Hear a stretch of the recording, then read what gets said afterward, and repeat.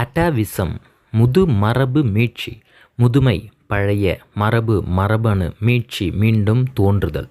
உயிரினங்களில் பல பரிணாம வளர்ச்சிக்கு பின்னரும் அதனுடைய மூதாதையர்னுடைய ஒரு பண்பு மீண்டும் தற்பொழுது தோன்றுதல். இதுதான் அட்டாவிசம்.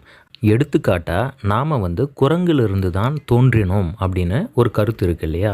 ஸோ சில மனிதர்கள் பிறக்கும் பொழுதே, சில குழந்தைகளுக்கு அவங்களுடைய பின்புறத்தில் வால் தோன்றியிருக்கும். சில பேருக்கு குரங்குகள் போன்ற உடல் முழுவதும் ரோமங்கள் உருவாக்கப்பட்டிருக்கும். ஸோ இந்த மாதிரியான நம்மளுடைய மூதாதையர்களுடைய பண்புகள் மீண்டும் ஏதோ ஒரு காரணத்தினால, என்ன மாதிரியான காரணங்கள்னால், எல்லா தகவல்களுமே டிஎன்ஏல மறைக்கப்பட்டு இருக்கும். அந்த பண்புகள் புறத்தோற்றத்தில் வெளிப்பட்டு இருக்காது.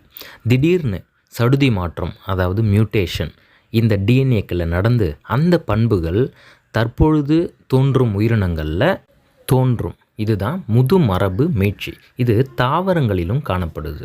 எடுத்துக்காட்டாக ஹீரோஷியம் பைலோசெல்லா அப்படின்ற தாவரத்தில் பார்த்திங்கன்னா பாலிலா இனப்பெருக்கத்தின் மூலம் தான் இந்த தாவரங்கள் இனப்பெருக்கம் செய்யுது. ஆனால் தற்பொழுது அட்டாவிசம் முதுமரபு மீட்சி நடந்து இந்த தாவரங்களில் அவங்களுடைய பால் இனப்பெருக்க தன்மையும் வெளிப்பட்டு இருக்குது.